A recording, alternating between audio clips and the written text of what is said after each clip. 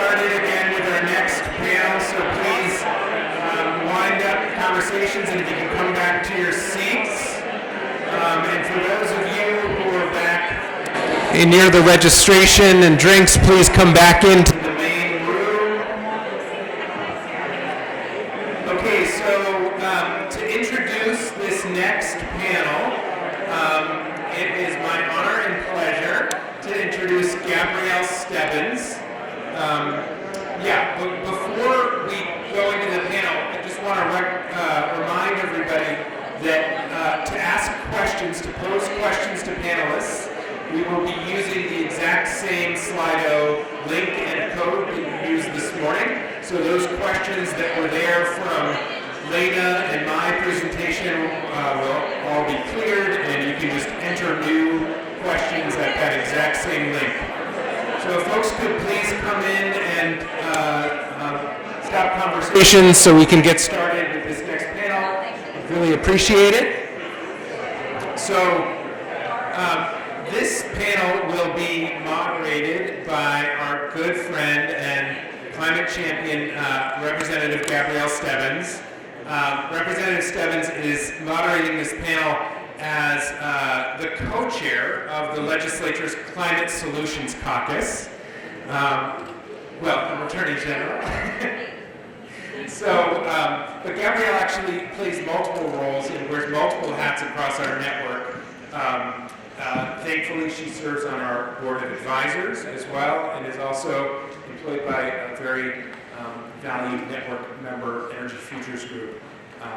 So thank you, Gabrielle, for all you do for the network and the state of Vermont, and excited to hear you introduce and moderate this panel. Thank you, Jared. And good morning, everybody. So again, the reason why I'm here is wearing my hat as co-chair of the Climate Solutions Caucus. This is the largest issues-based caucus in the Vermont General Assembly. We have over 90 people. It's a majority from both the House and the Senate. My co-chair, who represents the Senate side, couldn't make it. So that's why I have this lucky opportunity. We did receive a text from Treasurer Pichak that he is on his way, hence the empty seat at the end. So before we start, I just want to explain the approach for this a little bit. First of all, I want to thank all of our panelists. This is quite an unusual approach to take. We have representatives, senators, and then we have many of our statewide official leaders. So great to hear, particularly since we just heard that we are behind our goals.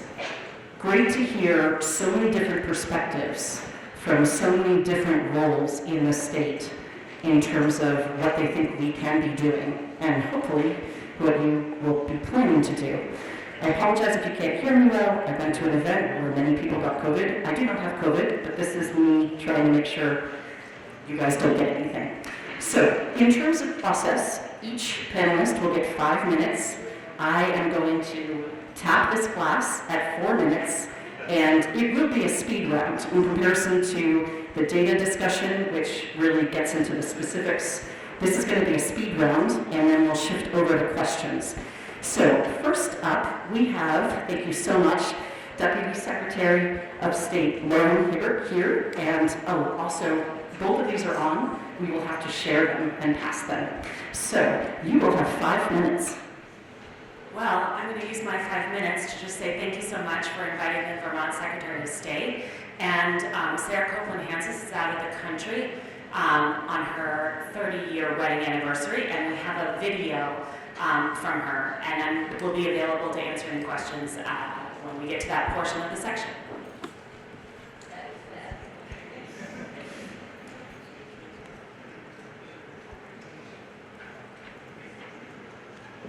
Hi folks, I'm sorry I can't be with you in person. I am Secretary of State Sarah Copeland-Hansis, and I am standing here along the Whiskey River just behind my office on State Street. You can see the debris and the silt and the water line. You know, Toni Morrison wrote, they straighten out the river in places to make room for houses and livable acreage. Occasionally the river floods these places. is the word they use, but in fact it's not flooding, it's remembering. Remembering where it used to be.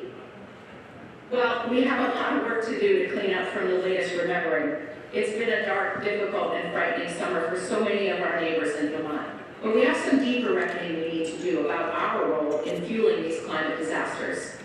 If there's anything this summer has driven home to me, it's that climate change is not a theoretical future that we can ignore out of concern for the cost of renewable energy, or the challenge of resilience measures, or the inconvenience of adaptation.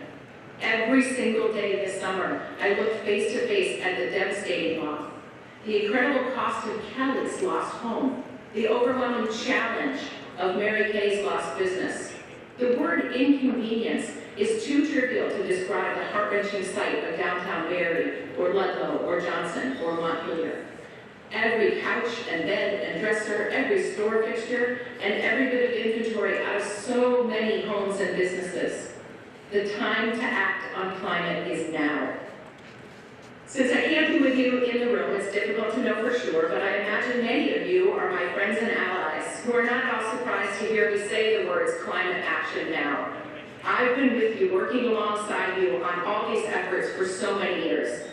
The Secretary of State's office is not necessarily what you think of when you think of a statewide climate hub. And some of you even suggested that I shouldn't run for the position for the loss of my voice in the Climate Solutions Caucus. If you were one of the folks who thought that, I hope to prove you wrong. Because what I said to my climate allies a year ago is that I happen to think Vermont needs to elect more leaders who wake up every day thinking about climate change. We don't have time to sit around and wait for other leadership, to wait for the head of another agency to do their part. And you know what? Free, fair, and safe elections are the best way for Vermonters to demand that our leaders act on climate. Young people get it. That's why I'm committed to civics in schools and voter engagement programs that will help every Vermonter use the democratic process to accomplish the things that are too big for any of us to do on our own. A mid-July morning, I woke up to drive to Londonderry. Gloves, boots, sunscreen, snacks, drinking water replenished. I was ready to put my back into flood cleanup. I was in the car, picking silt from under my fingernails from a day shoveling mud at Dante's Market in Barrie, and thinking about the tremendous losses that I had seen.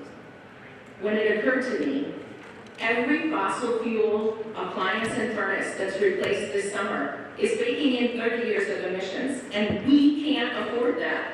There are many of you in this room who played a key part in the work that Vermont is doing to support the installation of less polluting alternatives. Some of you were already thinking the same thing I was before I called you that day. It's a long drive from my home to Londonderry, so I pitched this to everyone I could think of. And I was so proud to see Efficiency Vermont's rollout of the program last week. There's more we need to do. That's why I also penned an op-ed calling on the governor to support that Efficiency Vermont flood relief program, to direct his appointees to the Climate Council to shift into emergency response. I asked him to direct his Agency of Natural Resources to be willing partners in the development of the Clean Heat Standard and support legislation that ensures we get to 100% renewable electricity by the end of the decade. Before I sent out that piece, I sat down with the governor. I wanted to ask him, one leader to another, one parent to another, to please consider treating climate action with the same focus, respect for science, and sense of urgency he did in his COVID response, and that we're putting into flood response this summer. Thanks to the hard work of allies in this room, we've accomplished one of those things. Let's keep the conversation up about the rest. Please ask this administration to put their gloves on and get to work on the 2030 climate plan, the renewable energy standard, clean heat, and treating climate like the emergency it is. I'm proud to give you a look at the work my agency is doing to make sure every shoulder is put to the wheel on this. The most logical nexus of the Secretary of State's Office to climate action is through our Office of Professional Regulation. We register residential contractors who do projects valued over $10,000 in Vermont homes. We've followed through with our promise to create a map so that Vermonters can find a contractor in their area. Next, we'll turn to our professionals in the industry to identify appropriate certifications that will show homeowners which contractors have specialized training in building efficiency and renewable energy. Vermont has building codes that help ensure our homes and commercial buildings are as efficient as possible, saving everyone on the cost of energy and emissions. Up until now, those codes are voluntary, which leaves many Vermonters with homes that leak heat in the winter and are increasingly difficult to keep comfortable in the extreme summer heat. The Secretary of State's office is the state agency sponsor of the Department of Energy grant for resilient and efficient building codes. And we're actively participating in the Act 47 Study Committee, which is looking at building code structure in Vermont. We need to empower Vermonters to build more efficient and greener homes and businesses. In an altered climate, weather events are going to be more extreme. The rivers will remember again. And the costs and the challenges and the inconvenience of inaction are mounting. I'm happy to be with you today to pledge my commitment to doing everything in my power to mitigate future suffering by ending our reliance on fossil fuels. My deputy, Lauren Hibbert, is with you today on the panel, and she'll be happy to answer any questions you have about our work. Thank you.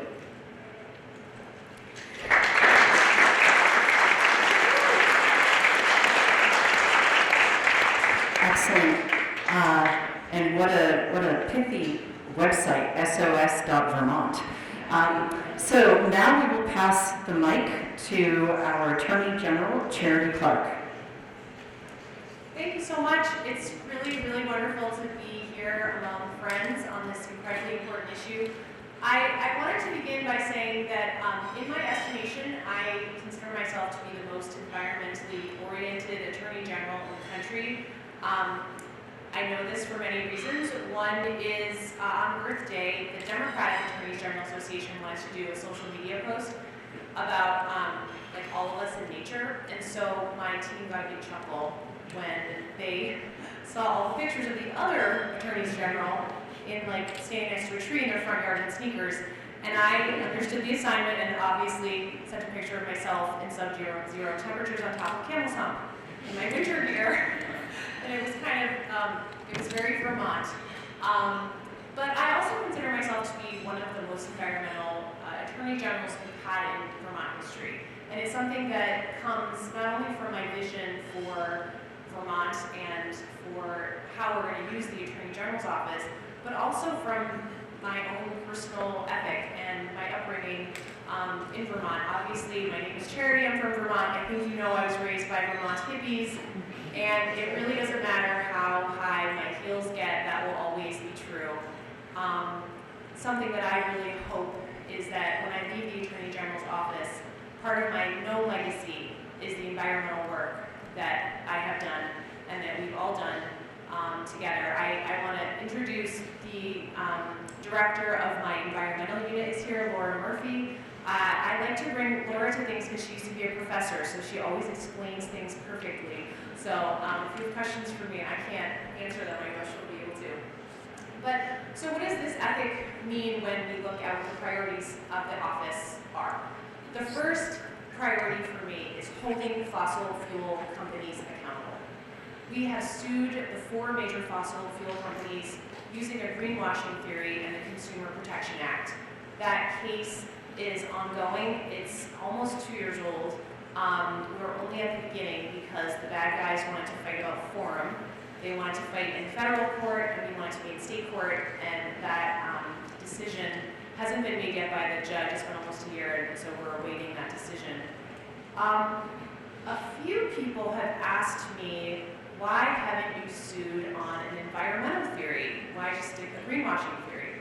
And the reason why is because we're located in the Second Circuit Court of Appeals region. The Second Circuit, all the federal courts are assigned to the circuit. We're in the Second Circuit with Connecticut and New York. And there's bad precedent in the Second Circuit on the issue of bringing an environmental case against fossil fuel companies for climate change. There is a case right now in the Second Circuit involving Connecticut, and we are closely monitoring that case to see what happens. And maybe there's hope for us. Last week or the week before, California sued on an environmental theory in the Ninth Circuit. They're not in the Second Circuit. And so we're monitoring that case as well to see if there is some future where that's an action that we can take. But for now, we have our greenwashing case that we're working really hard on. The second item I want to raise is We, of course, are consumer experts at the Attorney General's office. I'm sure you all are aware of our Consumer Assistance Program, and we kind of pride ourselves on our understanding of consumer behavior in addition to consumer law. And so we have created a climate-friendly consumer initiative to help educate consumers about climate-friendly products and services available to them, to amplify the work being done already by many of you in this room, but also to identify places where there isn't a voice yet. And we have a small business advocate and a home improvement specialist who can help not just the consumers, but also the workers who are installing our heat pumps, et cetera, because we want to make sure there's a workforce there. I see I'm getting a clink on the glass, so I'm not gonna take the full Sarah Copeland-Hans's minutes that she indulged in. I'll keep it moving, but a couple other things. We also get involved on the multi-state level. So we involve ourselves in cases and amicus briefs, comment letters and such on the national level to make sure that Vermont's voice is heard. And something that happens in another state, of course, affects us, but I think it's no more apparent than in the environmental space that that's true.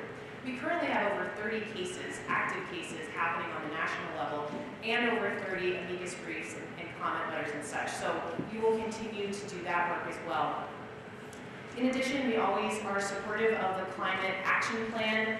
The Clean Heat Standard is something I was pleased to support in the legislature, and I'm thrilled that it is now law. And we'll continue to work on the other elements of the Climate Action Plan and make sure we show up to support the work being done to implement that plan. And finally, the office is in the process of creating a climate-friendly office plan where we are instituting policies that reflect our values when it comes to climate. Some of those are really inspired by the few pages in the Climate Action Plan that are what can you do as an individual. So we're creating that plan to make sure that even things like when we have a lunch, let's have it be vegetarian. And thinking about, I had to go to a conference a month ago, and when I got my state fleet vehicle, it was a hybrid, and I said, can I get a hybrid plug-in? That would be better for the environment.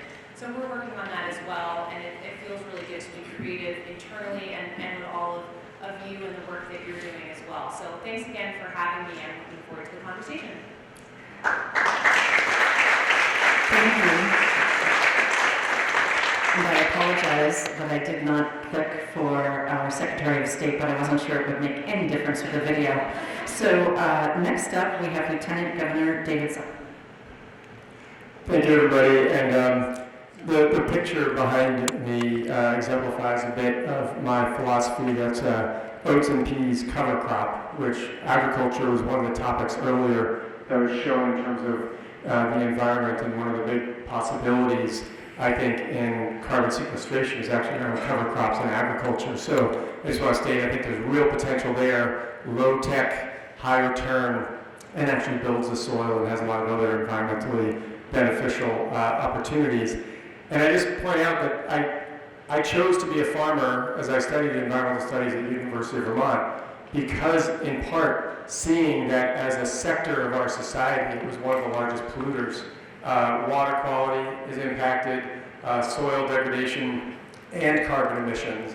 And so I've been sort of living my environmental philosophy and ethic since before I got involved in politics. When it comes to policies and so forth, I'm going to leave that to some of the legislative leaders for the coming session, in part because I'm going to throw out a few ideas that are maybe a few years down the line, which is a bit of how I've operated for many years on many issues, is promoting ideas and promulgating ideas that maybe need some more work to get there, but thinking in that slightly longer framework than the immediate. I will say in the immediate, relative to Secretary of State's work, I've been doing a book banning tour, or banned books are books worth reading tour, not book banning, for a number of reasons, but part of which is around democracy. Because without an informed and broadly critical thinking society, which is what books and information help us all become, we have a real unfortunate path that I think our country is going on, and some people would like to see, which is a narrower set of thinking and even potentially a breakdown of democracy towards a more authoritarian system. And if we go down any of those paths, I think many of our collective efforts on the environment can be kissed goodbye. So to me, the banned books are books worth reading tour is related to democracy, which is fundamentally related to our environmental future. Some of the topics that I really think we need to be looking at is housing, not just envelope and heating, but also scale and use. We have 56 to 58,000 second homes in our state, and we have folks who are unhoused. We have folks that have second, third, and fourth homes, which is a huge environmental impact relative to people having a first home to live in. So are there possibilities to have a progressive third set of property tax definitions to both get resources from folks who have second homes, both Vermonters and others, to put into affordable housing, weatherization, and other progressive economic and environmental opportunities. I think this is a discussion that we will have moving forward, or I hope we'll have. Additionally, have people thought about whether property tax could be based on per capita occupancy or density in housing? You know, we have some really big houses with really few people. That's not an environmental outcome, it's not a social outcome.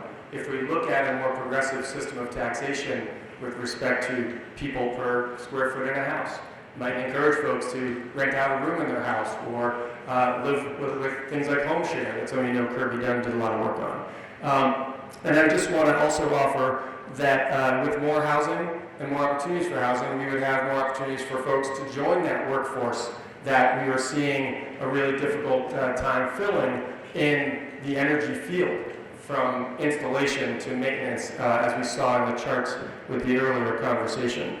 I want to also point out that I think the Finance Committee in the Senate, or Ways and Means in the House, are some of the most important committees when it comes to environment and policy in general. I was told when I first got to the legislature many years ago that I should try to get on Ways and Means, because tax policy is policy, whether it's energy incentives and it's how much money do we have to then put into issues like resiliency, culverts, housing, weatherization. And I'll finally close with another idea, which is around hemp and hempcrete, which is also related to agriculture, as we see farms transitioning to potentially be another carbon sequester that could then be used in housing and energy efficiency. And lastly, because my time is up in 10 seconds, I also work hard to amplify messages. So if you have issues and ideas you want amplified, I put out a newsletter. There's a clipboard over there by my friend, assistant, Lewis Porter. It's going to go around the room for you to sign up for if you'd like, but also if you want issues amplified, please reach out to my office so we can build that energy for the future. Thank you. Thank you, Lieutenant Governor. So far, you've won the award for timeliness, no offense. And Hello Treasurer, I'm going to let you take a seat and take a breath, even though technically you should be up next. So we're going to shift over to Senator Bray, who is the chair of Senate Natural Resources and Energy Committee. Good morning, everyone. It's great to be back at the EAN conference. It's always a great days of learning. The challenges we're talking about are so profound that I want to just pause and think about. I think about for myself, and I hope all of us will think about how we orient ourselves to the work. And for a theme, I'll start with a Mario Cuomo quote: "We campaign in poetry, but we govern in prose." And so as legislators on the panel talk about what's coming from the coming session, I think that's going to be something that will be the pros. But how do we each of us come to that work? And for me, I have a family background in the members of my family are from clergy and also mainly doctors, 5 physicians. So I grew up around people who were interested in healing, and I think that's the frame of mind I inherited coming into it. My father said, we doctors help people, but we patients do all of their own healing. So if I carry that, and that is the truth, all the healing happens within you. Doctors might help you facilitate what the work your body can do, and only your body can do. The same thing occurs to me when we talk about nature and climate change. we need to help nature heal itself, not continue on sort of a heuristic path that says we are going to go out and fix nature. In part, I'm hoping we will look in our work to stop abusing the natural system we live in, and focus more on how we can support natural systems in their healing. So if we move away from sort of an abusive relationship to a respectful, healthy use, a healing relationship, what kind of questions come up? They're not just things for our minds. There's a lot of great minds in this room. There are also a lot of great hearts. And I don't think we often talk about bringing our hearts to the work. So what is healthy? What is kind? What is respectful? What is loving? And I'm going to pause on that word love. I think me and probably everyone else is used to talking and learning about MNBTU CO2Es, pretty good on that stuff. But bringing a loving heart to the challenges in front of us, that makes me and probably a lot of people a little more uncomfortable or squeamish. So I want to just feel that, hold that, and help us in order to keep bringing that to the work ahead. So for the first thing I want to talk about in terms of the pros part, the legislative plan of action. Back in 2020, I introduced a constitutional amendment to create a right to clean air, water, and land that is a healthy environment. COVID derailed that, and I'll be reintroducing that along with many colleagues this January, because that provides the legal foundation for that healthy, loving, supportive relationship with the natural world that we're in. Secondly, the Affordable Heat Act. It was a big lift to get that to where it is, but it's only the first of at least 2 lifts, So I want to avoid the legislative predisposition to bright shiny object syndrome. We passed the Affordable Heat Act. It's just begun. We need to lean into it and make sure that we keep following it and make sure that we learn as much as we can to support it, so that in the 2025-26 session, we can translate that blueprint into an operational program that really addresses many of the challenges we looked at on the slides we went through this morning. The third thing I want to talk about is the renewable energy standard. I was happy to work with others on passing that in 2015, but it's time for some people are calling the RES 2.0. Yes, we have the cleanest grid in the United States. Yes, there's that helps gives genuine meaning to the notion of beneficial electrification, but we're still roughly 1/3 not bound by law to be renewable. And then what do we mean by clean? So there's a deep discussion there to be had and worked through. The next thing I want to say is that 100% clean grid is an equity element. It means that everyone, regardless of their wealth or location, has the ability to flip the switch and get clean energy. My time is running out, or maybe it is out. I'm going to just mention a couple more things very briefly. We need to come back to climate resilience work. Post-Irene, we learned a lot. We did a lot of good things. We need to re-examine what we did, re-examine gaps, and look at modifications to take this forward. We heard about building energy standards, working with others and chairing a group right now that looks at making the renewable building energy standards and commercial building energy standards more deeply implemented. We use them, but not enough in the city of Vermont.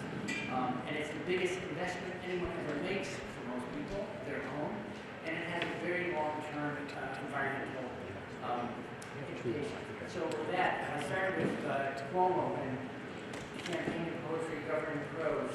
I'd say, let's campaign with a vision of deep health, and let's govern as healers and with humor. Thank you very much.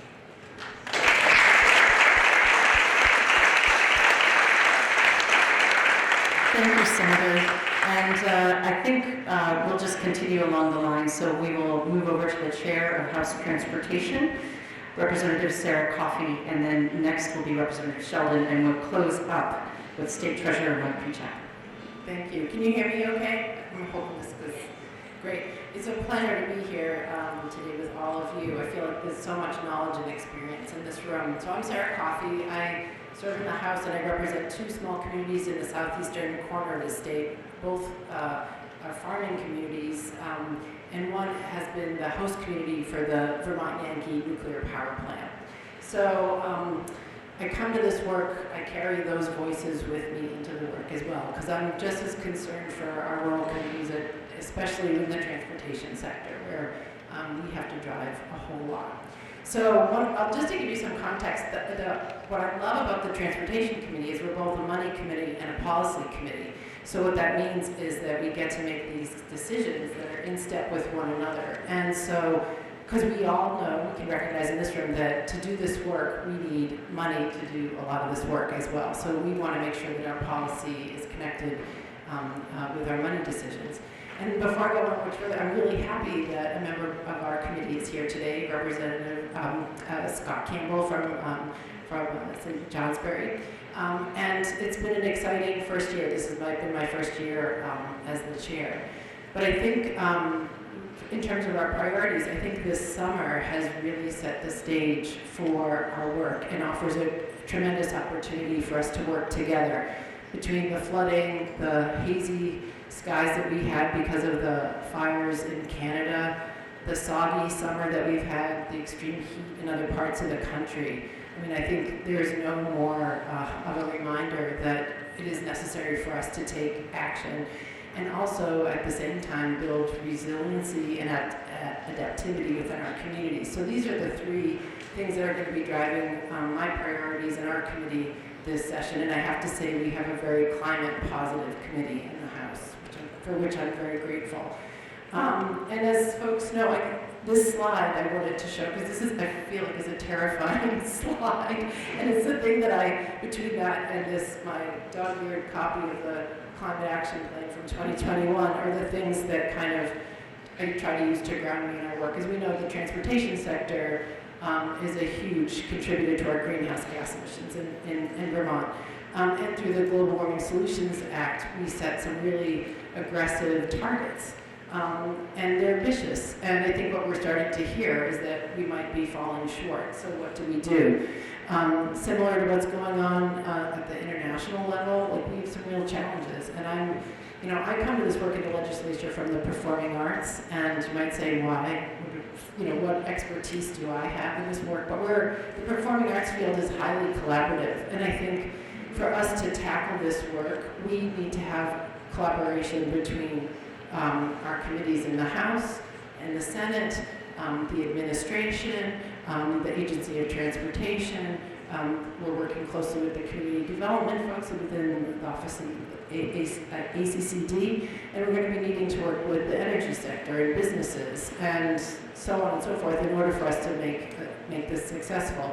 So I stand on the shoulders of some terrific people who came before me. We made some really great investments in transportation with the EV programs, and we know that EV adoption in Vermont is key to us reaching our goals, but it's not the only thing. So just a few things that we did this past session is that we created these programs in statute, which is a strong signal that we're going to continue to fund these programs.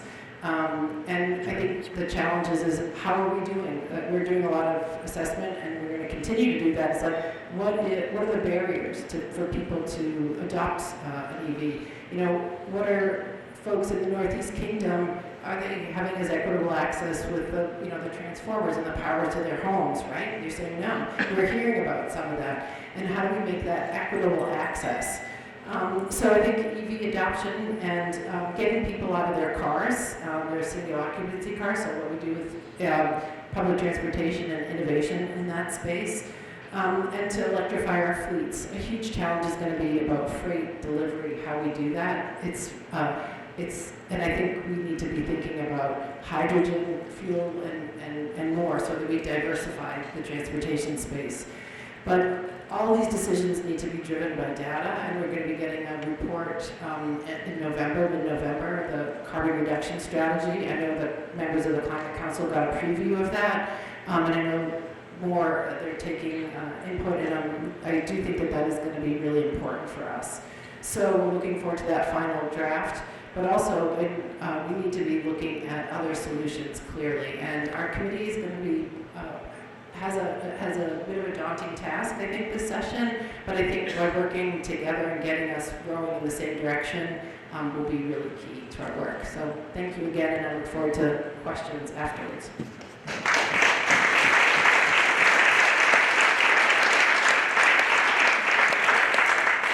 Thank you, Chair. And I want to remind audience members to please start populating questions into Slido.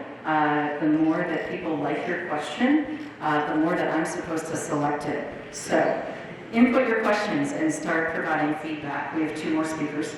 Next up, we have another chair, Representative Amy Sheldon from the House Environment and Energy Committee. Thank you. It's a great pleasure to be here this morning.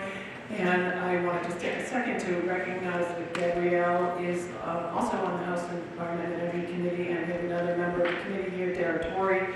So feel free to grab them and talk to them about what's happening in our committee later on.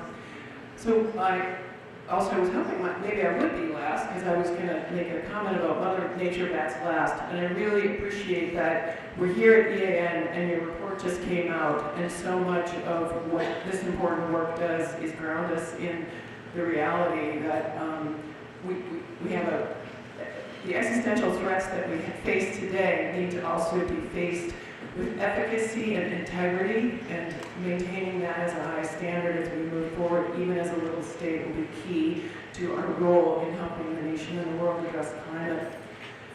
I guess I start this conversation, or this position I sit in as chair, with a deep understanding that there are multiple crises that we're facing, and they're all integrally related. We have a human health crisis, we have a biodiversity crisis, and we have a climate crisis.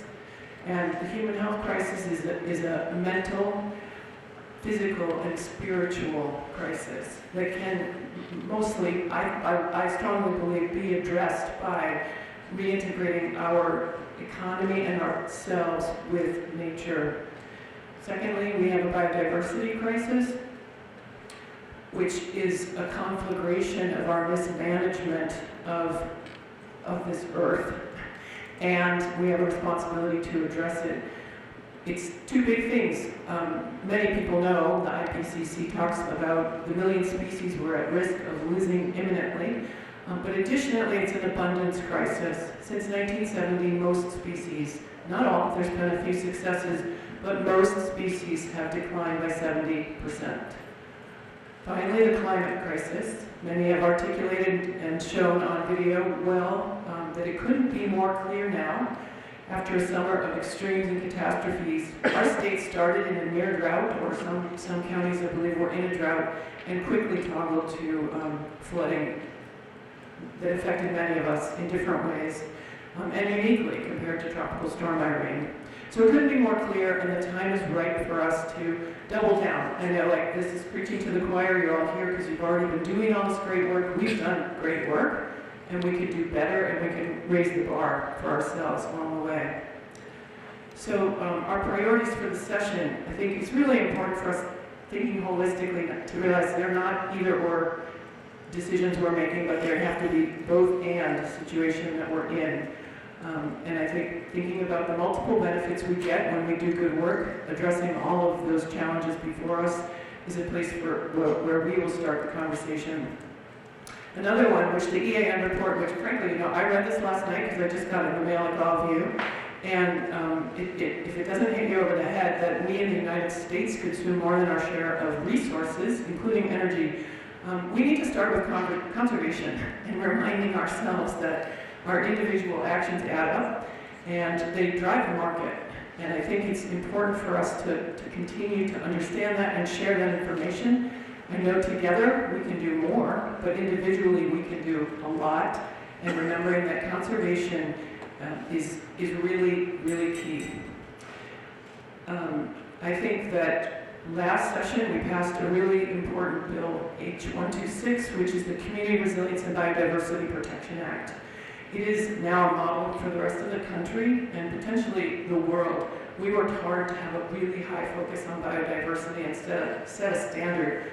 We've done that with the Affordable Heat Act. I believe other states are already looking to us as a model and enacting similar legislation, and we can do that again as we look to updating the renewable energy standard. That work is, many of the folks in this room are engaged in our stakeholder group. We've had 2 meetings, we're about to have a 3rd, so it's kind of underway. It's a little premature to predict where that's going, but it will be informed by the data, and it will address and improve and raise the bar again. We have an opportunity there. In our committee, we're going to be looking at, like I said, the frame is community resilience and biodiversity protection. We have probably 5 studies out there that are going to inform land use and land use regulation. And I go back to the holistic approach when we talk about updating our statewide land use regulations and supporting our planning communities so that our communities can address those crises simultaneously. We think about how does our built environment make sure that every Vermonter has a connection to nature where they live so that they can actually walk and explore and be in nature without getting in their cars. So that's the smaller picture. The other picture is following through on implementation of the Community Resilience and Biodiversity Protection Act. It's a phased thing. There'll be information coming back to us, making sure that future legislators fund the conservation work that's necessary.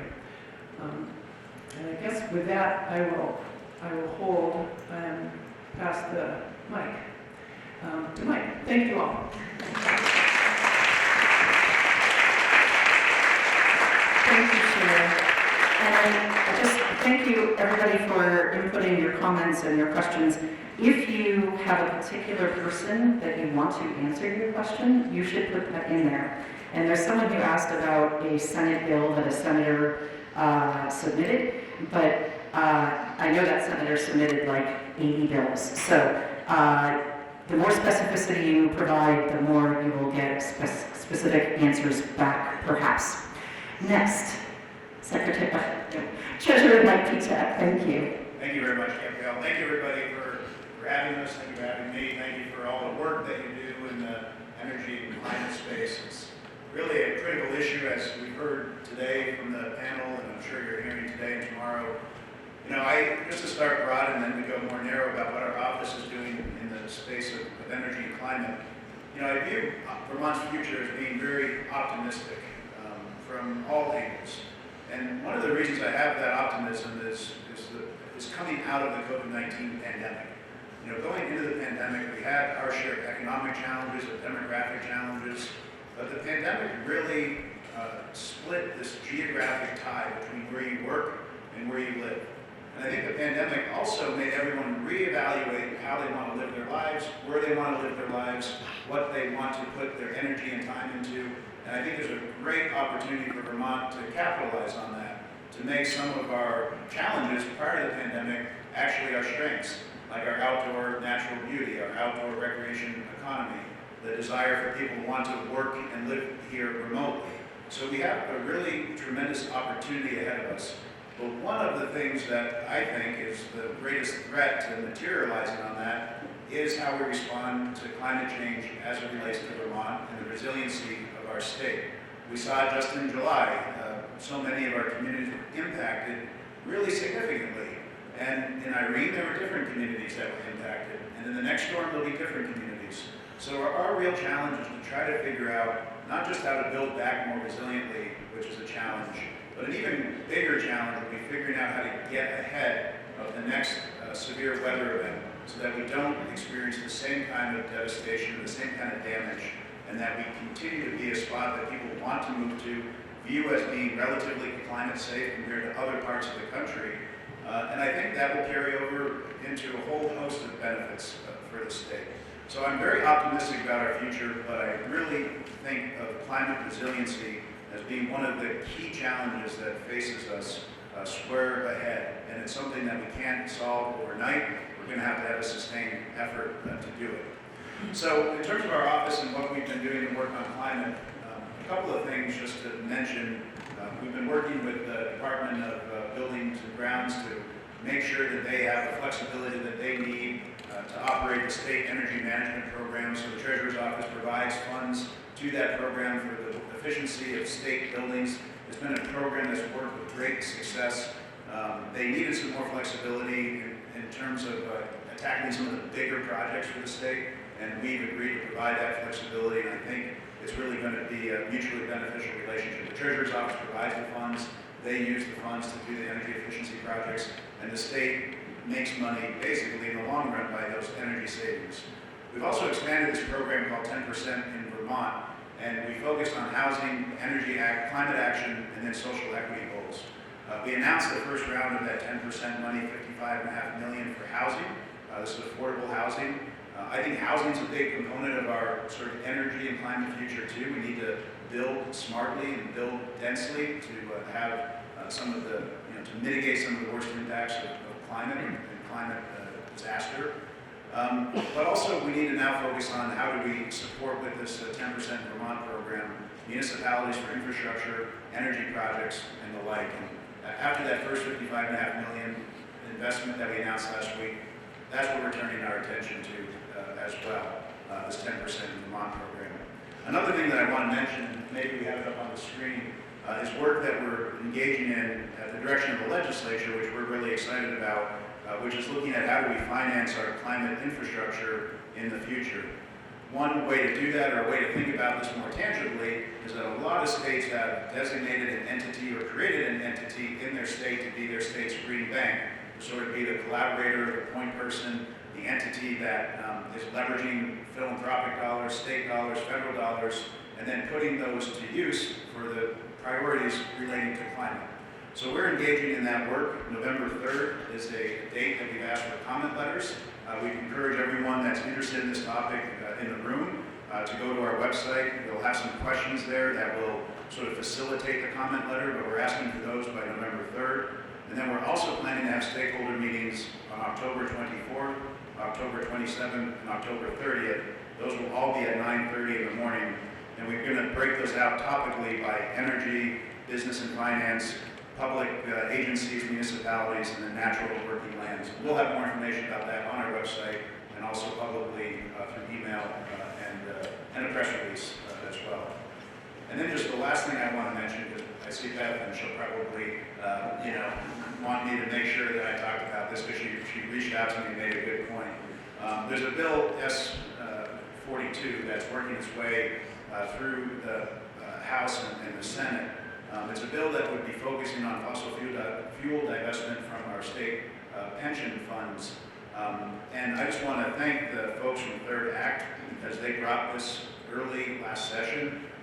But they've also been very open to hearing the ways to do it, in my opinion, appropriately and correct. And they've been a great partner in trying to navigate a compromise on a bill, which is a bill that I supported once we got to the compromise.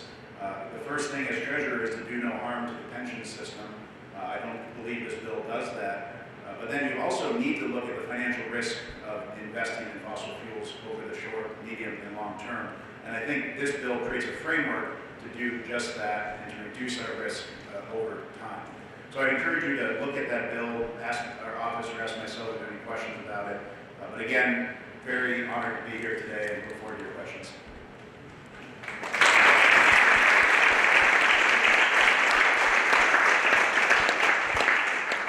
Thank you, Treasurer. And I just want to highlight, there was a comment in Slido thanking you all, and in particular for not just talking about MMBTUs and KWHs, but talking about the human element of this challenge at hand, because certainly we will not get through this without working together.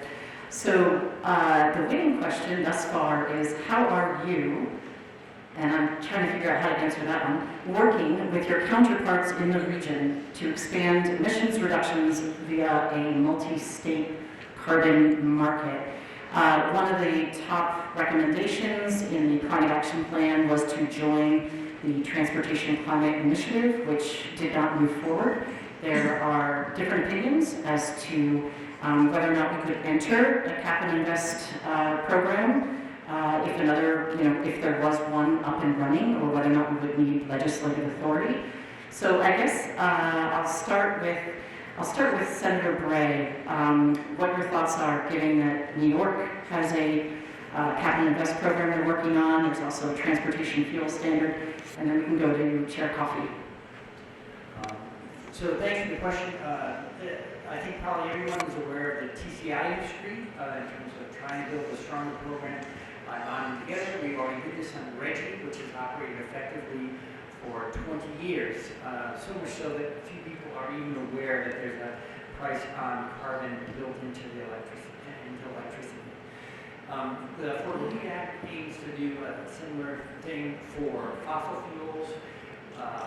Oregon is a model of where we see the same kind of thing happening with transportation fuels.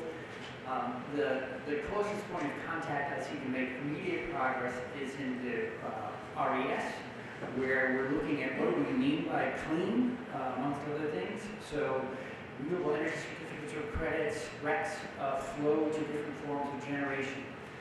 Which forms how do you define clean in such a way that you drive, you help shape the marketplace in a way that is both promotes the projects that we want to favor because of their benefits, as well as reaching out to our neighboring states that also have definitions of clean energy in the right marketplace. So there's it's a really short, high-level answer, but I think we could have an all-day discussion about this.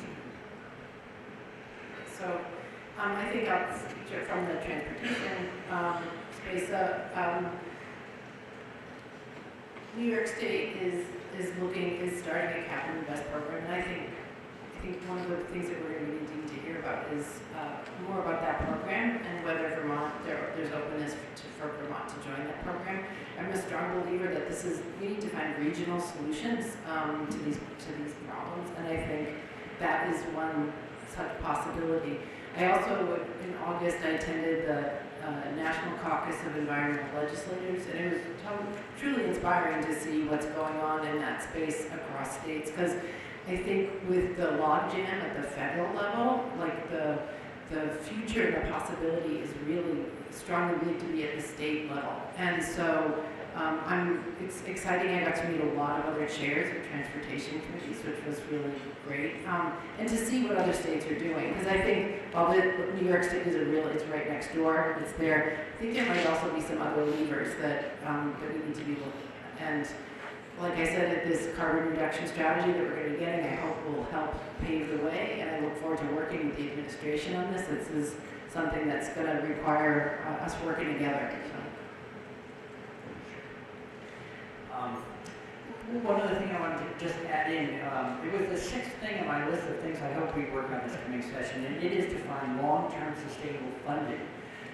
So right now we're enjoying an unprecedented surge of federal dollars. It's letting us step programs up, but we don't want to launch programs that then sail off a funding cliff. And so these sort of programs, especially when they have the strength of being regional, means that we can create, just like the RGGI program did, long-term sustainable funding to make sustainable gains without throwing the whole energy industry, which is very much interested in participating, through a roller coaster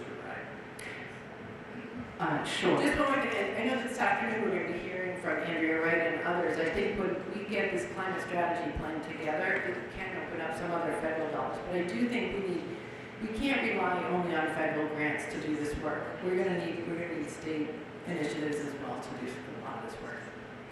Well, and as someone who filled out that survey, it was interesting to me to note, this is the survey from VTrans, it was interesting for me to note that the greatest way we could reduce emissions was through joining a cap and invest program. But did anyone on the panel want to comment on this question before I move on to the next question? I just want to briefly mention that as we look at renewable energy and renewable energy standards, we also have to somehow break down the idea that we have to export that production We have to have more of that production in-state. We've put up a lot of hurdles in the last number of years around particularly wind turbines, but also some aspects of solar, larger solar. We can and should do that in our own backyards as well. Okay. The next winning question, although it's a bit of a segue, but maybe that's a good thing, is what ideas do you have to reduce the cost pressures on electric ratepayers, parentheses, encourage beneficial electrification, energy equity, investment in grid resiliency? Who would like to take a first stab at this? Well, I'll say a little something. This is really a follow-on to our discussion that's leading in. So, we talked about beneficial. Thank you. I just want the conversation we've been having already up here in Q&A leads right into this one. So, when we talk about the RAS, it's a plan for creating cleaner energy, but we need to refine. We need to make the term beneficial electrification truly meaningful by making sure that the supply that people are drawing on is actually clean energy. And again, it's a deeper discussion about how we define it. It has financial implications and for the near term and the long term. So I think for me that is, and it also has equity implications. So again, we've counted a lot in Vermont on energy pioneers to do the work, for instance, net metering. But we're also interested in making sure that everyone in Vermont participates in an equal footing. We saw earlier this morning the energy burden information that shows that costs and the benefits of a clean energy economy aren't being equally felt. So looking more broadly at standards, including long-term funding mechanisms, we need to get the pros right behind the more poetic vision of having a more just society. I guess in the interest of where I talked a little bit about was, we hear about the increased costs that come from renewables, and I think that there's a case to be made there, but there's also a case to be made for the cost of them coming down. So we're open to learning about the actual costs of increasing our reliance on them.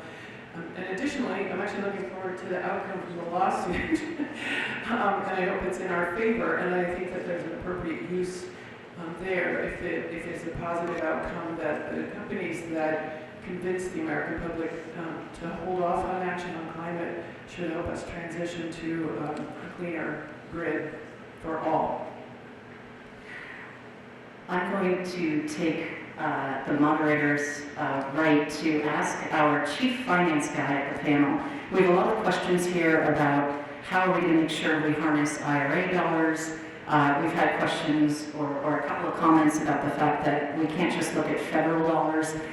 What ideas do you have to actually really figure out that, yes, we harness federal dollars, but also, what are the tools in the toolbox to make sure we can leverage whatever we can and then bring it home, particularly in mind that a lot of Vermonters are very risk adverse in terms of debt. So unless it's a 0% loan, a lot of Vermonters might not even sign up. Yeah, well, I think, just to go back to that first point, that was just that question that Andrea asked, and I think it goes into your point too, Gabrielle, because this is work that we're doing right now to sort of evaluate, what is the financing entity or what are the financing entities or what is the collaborative structure that works best for Vermont. And I think both in terms of expanding the beneficial electric grid and benefiting ratepayers equally and taking pressure off, a lot of that opportunity does lie with the IRA and money that's available. So we do have to make sure we're getting all of our fair share of that money and not leaving anything on the table. So I think that's definitely number one. But in terms of this, this process that we're going through, what I hope it will reveal is how do we combine all of the beneficial things that are happening, like that Rob Miller is working on, that the private sector is working on, that different agencies are working on, and make sure we're collaborating with each other to get the best kind of outcomes. So I think the resources are, private, philanthropic, federal, and then there's state too. So what are some other ideas to bring, money to the state for this?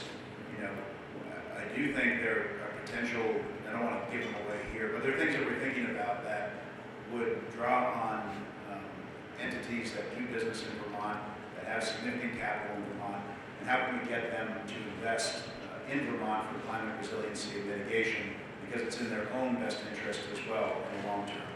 So I think we have to think creatively, but I think one of the biggest benefits we could get is making sure we're collaboratively thinking and prioritizing all of these different funding sources so we're making the biggest impact.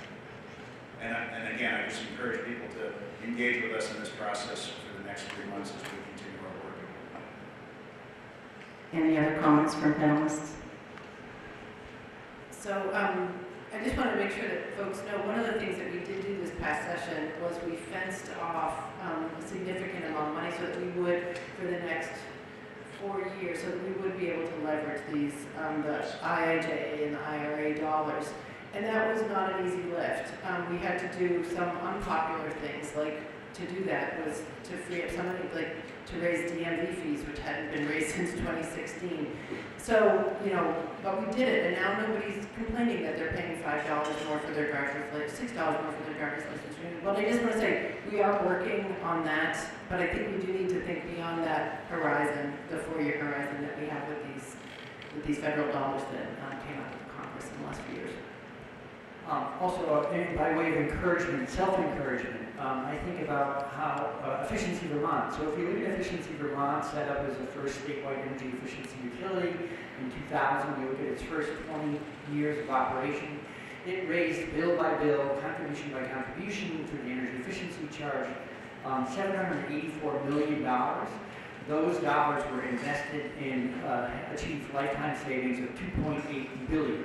So roughly a 4-to-1 return. It's a great model. It now has become, again, a little bit like Reggie. It works so well. It sits in the background. We don't appreciate what a powerful tool it is. So the Affordable Heat Act, in a way, tries to imitate some of the programmatic strategies for long-term funding that we've seen with Efficiency Vermont. It became a program that has been a model nationally and internationally. Rich Howard told me that the EU adopted, in essence, something very akin to the Vermont model for the entire European Union. So Vermont, we are modest, but sometimes we have some pretty good ideas and we lean to them and make them work. I want to both express appreciation for the holding back of reserves, Representative Coffey, but slightly push back a little bit in that when I was campaigning last year, there were 2 different instances where working class people spoke to me about their frustrations with all of us in government who are trying to work on climate issues. One spoke up very much about the Affordable Heat Act. He didn't recognize who I was. He was pointing at my sign at my feet or honking at me going, this guy wants to make me replace my heating system for $30,000. Where is someone like me supposed to come up with this money? And he railed on me for about 2 or 3 minutes, and I listened, and I extended my hand and said, hi, I'm that guy. And I said, but also, I'm advocating that when we do, first of all, no one's forcing you to do anything in the Affordable Heat Act, but there are incentives and support to help you do it. But secondly, the conversation around economic progressivity is something that I will be bringing up, and I have brought it up, and I will continue to bring it up, whether there's media in the room or not, to talk about progressive taxes. Because until we talk about this in a way that is going to be cost beneficial for a lot of people who are not in this room, if I can hazard a generality, we are going to lose the public debate. And the second of those stories was at Thunder Road, and I'm walking along, and this guy goes, I know you, I hear you on the radio, I don't agree with anything you say, but at least you say what you believe. I said, well, fair enough. And we got bantering back and forth, and this guy came up and said, one of his buddies, and held up as if he was holding a license plate. And he said, how come my license plate fees keep going up? And I said, well, I'll tell you why. Because ultimately, government has to be funded. And when you vote for people that say no taxes, no taxes, no taxes, you're going to see your fees go up and up and up. And one of the guys said, well, we know that's never going to happen. And I said, well, that's because bleepy bleeps like you keep buying it and voting for them. And they all laughed and chummed and got along as if we were on the bonfire having a beer. We've got to reach those people, and we've got to reach those people by talking about dealing with the environment in an economically just way. And an earlier slide pointed out that who's getting hit harder with their bills as a percentage of their income. So I'm a bit of a broken record, but I'm going to come back to the economic disparity issue if we're going to truly get to the bottom of the environmental consequences of our actions. Thank you, Lieutenant Governor. I would say Vermont has one of the more progressive tax structures. So I think, as someone who is lobbied within the building, it can be challenging to talk about how do you make it even more progressive. But I appreciate your comments with regards to second, third, fourth homeowners and opportunities there. I want to just highlight, we all know in this room, at least I think we all know, that in the long run, if you weatherize your home and you shift to more affordable heating sources, you save money. The question is the upfront cost. And if we have Vermonters who do not either have the ability because they have poor credit or they have no credit, and so they can't pay for that, or they're afraid, or they're 75, so why would they make that investment? I'm going to go back again to Treasurer Pichak. What are the financing tools there so that we can apply that savings, those 10, 15, 20-year savings upfront? Yeah, well, I think, obviously, in this rate environment, low interest loans are going to be critical to making those kind of investments on individuals' home. I think also thinking about how they can make those investments against the equity that they have in their homes too, so that when they do sell their home or when they do pass it on, it's more connected necessarily to the home than to that individual. I think that's one way of potentially trying to, enhance more opportunity. I think there's also the need for, grants too, for, payments for individuals, particularly low-income individuals, because, a lot of people don't want even a low-interest rate loan. They have enough loans in their lives, and if they're going to make an investment like that on their property, then we need to, in the short term, subsidize them and subsidize that decision because, it is potentially a big, expensive upfront investment. So I think all of those things, I think thinking creatively about, how to take advantage of the equity in somebody's home. I think trying to think about low interest loans, trying to think about grant programs. Some of those things exist now, and I think all of them probably want more resources and need more resources to be successful. And then that part, I think a big part of it is education too, because it can be really challenging to, I think, understand or appreciate that kind of investment that you make on day one, how you see the benefit of it in year 2, year 5, year 10, and then maybe how, the next generation of your family benefits from it, depending on, where the house is going and all of that sort of thing. So that's a big component, obviously. Efficiency Vermont and the private sector and others are doing a lot of that great work. But certainly, I think more resources from the state, from the IRA, those are the things we're going to be looking at. So I'm going to go back to the top question, and this is probably first and foremost to Chair Coffey. What appetite is there in the State House to rapidly expand public transport, bus, trains, municipal trams, etc., to help reach our climate goals? And relatedly, there was a question about rail, which I am going to have to pull up later. Okay, find that real question. So I think over the past few years, the public transportation budget has gone from 17 million to 46 million. And our state is one of the states that is leading in our support of the public transportation sector. But I have to say, it was acknowledged earlier, it is really challenging in our rural state to find public transportation models that work for frankly, our low density. So we have, I think there is an appetite. We are going to be getting a report. We've been pretty creative in combining, Medicaid dollars, like this braided service, to be able to fund our public transportation better, make it more accessible. I'm really concerned, given that the amount of miles that rural Vermonters drive, how we can find some models that really can work for them. We have MTI, which is the Mobility Transportation Initiative. This last session, we asked the agency to pull that out as a separate budget item from the public transportation budget, so we could really see what's going on there. And I think we might need to be tweaking that program so that it's not just about capital investments, but right now there's kind of the feedback I've been hearing is that there's not the greatest incentive for groups to apply because it might be one-time funding.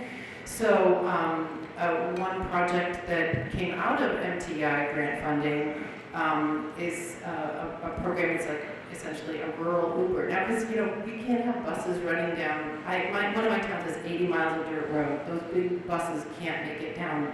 Yet this past year, last fall, I worked in our general store, and I worked with a young woman who lived 9 miles away. And she got a ride in the morning, but she walked home every day. And our local, like Guilford Cares, couldn't organize to help her because she wasn't a senior, and they serve seniors. And the current programs that we had were not accessible to her.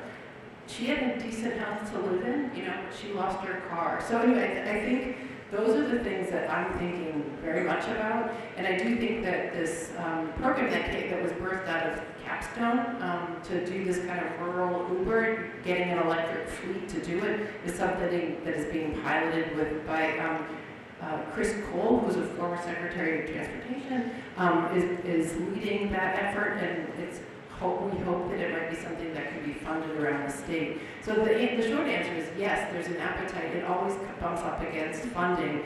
And we have Ross McDonald, who's the head of the program, has been very good at, it used to be 100% or almost 100% state dollars, and he's been really great at leveraging some federal dollars. So yes. And two follow-ups. So you mentioned a couple of barriers, money. But what are some of the other challenges to increasing active and shared transportation? What do you think the role of the legislature should be to address that? And then how do you envision us utilizing all of the existing rail lines to perhaps provide public transportation links in key community corridors, or the barriers and opportunities? So why don't I start with the rail one first? We subsidize rail, Amtrak in Vermont, $9 million, and that's because it does not make enough money. So they would not be here unless we did that. The state has a really good relationship with Amtrak, but the fact of the matter is that ridership in Massachusetts and Connecticut really drive what we can do in Vermont. The Ethan Allen line has been such an exceptional addition, kind of connecting Burlington to New York City on the Rail Advisory Council.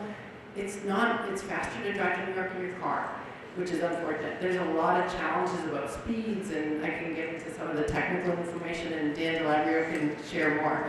But we have a very rail positive committee that wants to do it. It takes the devastation of this flood on our railways is kind of mind-boggling.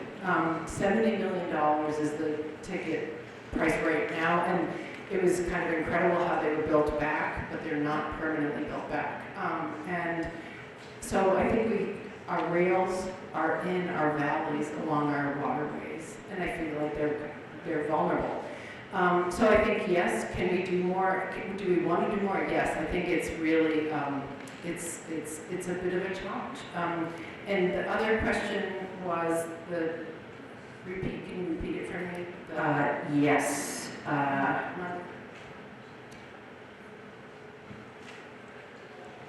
Part of it was money, I think. It always comes back to money. I mean, we make it. Yes, but we can come back once I find it. So I'm going to ask our Attorney General. We have 2 or 3 questions about lawsuits, and I will let you start with your preamble first that explained to me what your job was and what your role, but here are the questions. Is there a lawsuit because our state is not meeting our climate goals? And what type would the state attorney play in that suit? So that's a first question. Another question is, other AGs have signed a letter to the FTC advising that unbundled RECs are deceptive and hurt renewability goals. Will the Vermont AG sign on?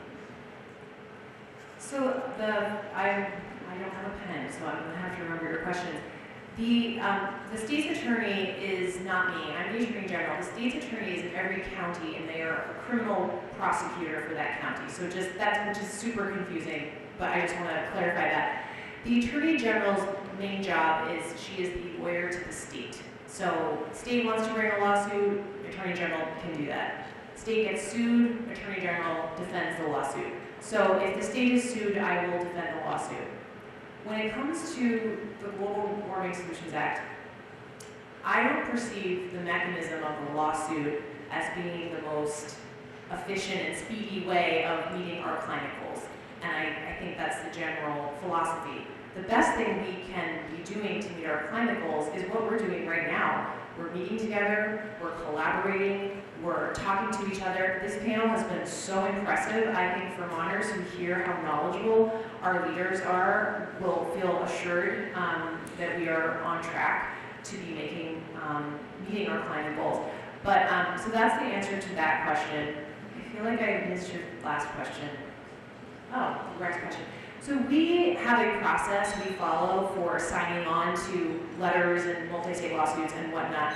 So Laura and I will can look into that, and maybe I'll post it on my social media to answer your question. I don't have the question right now, but I'll answer it when I get back to the office. Thank you. And then there's a third one for you. The science behind linking individual emitters to climate damages has vastly improved in recent years, but is not well leveraged in litigation. Any thoughts? So as a sort of principle, I believe in the polluter pays model and like that approach. But what my goal is to bring a lawsuit that's going to be effective.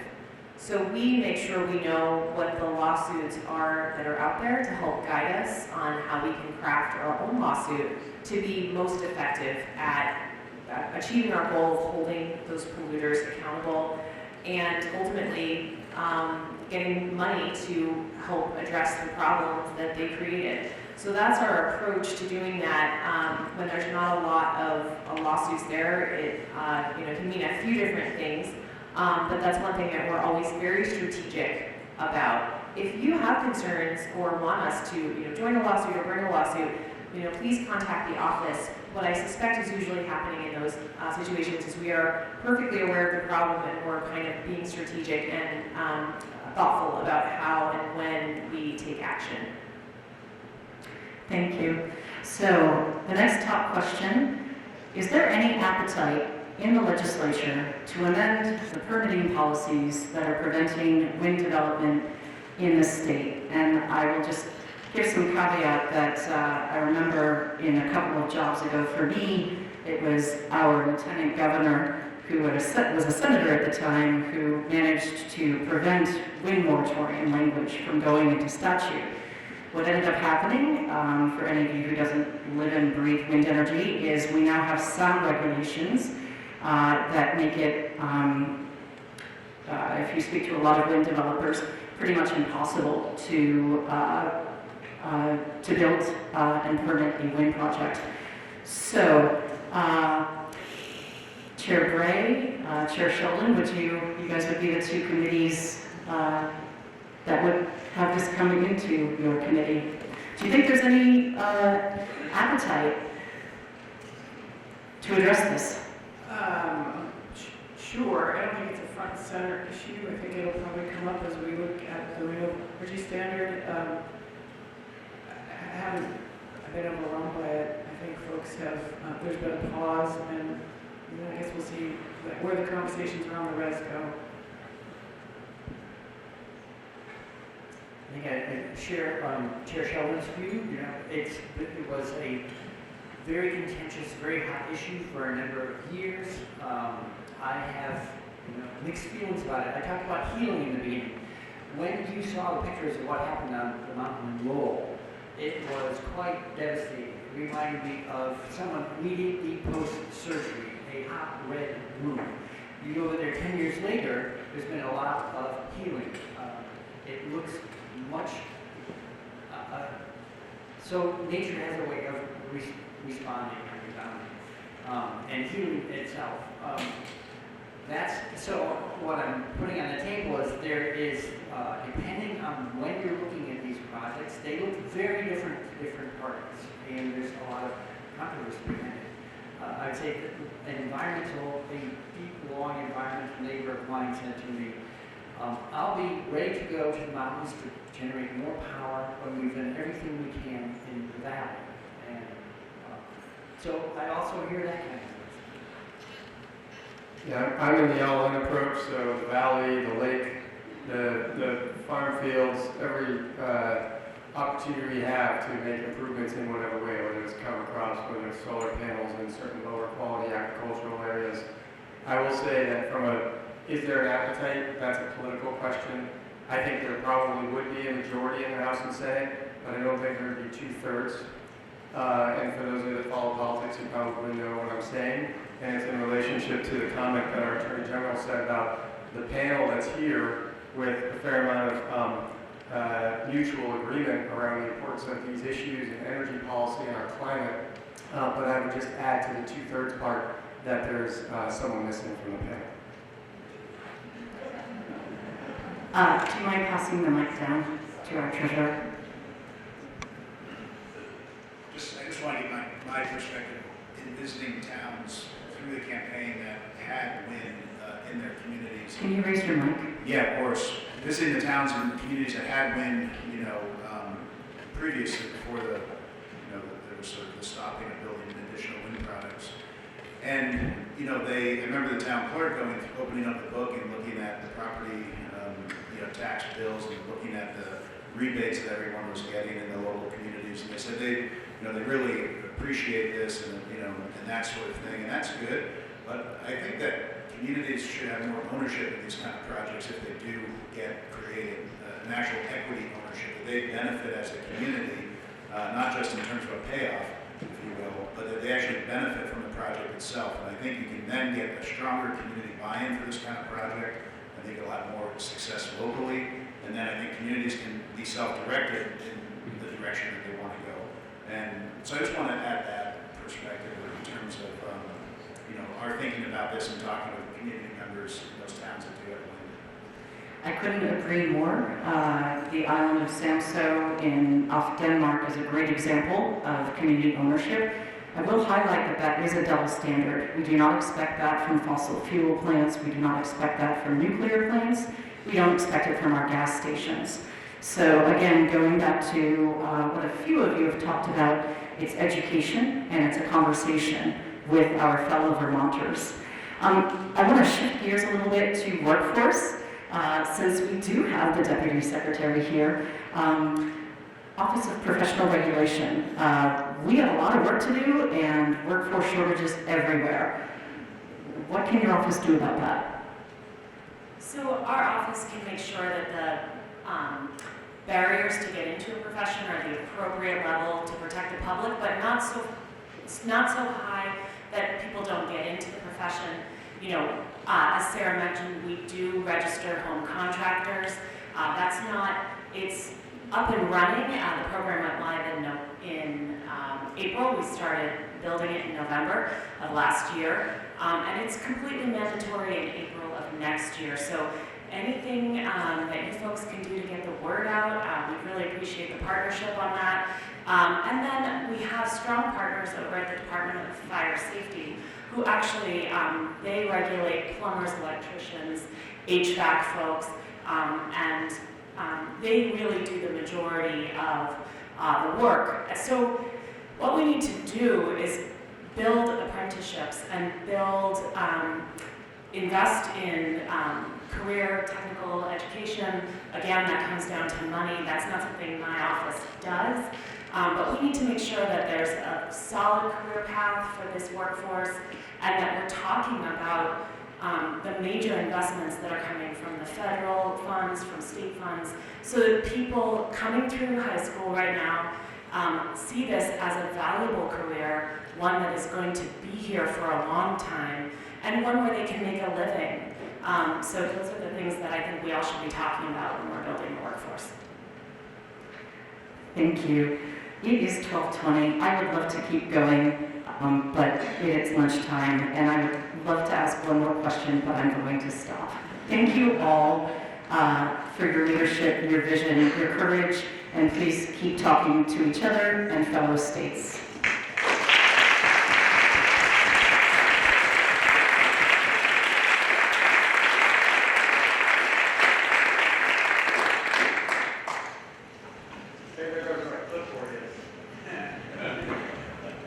Right back there.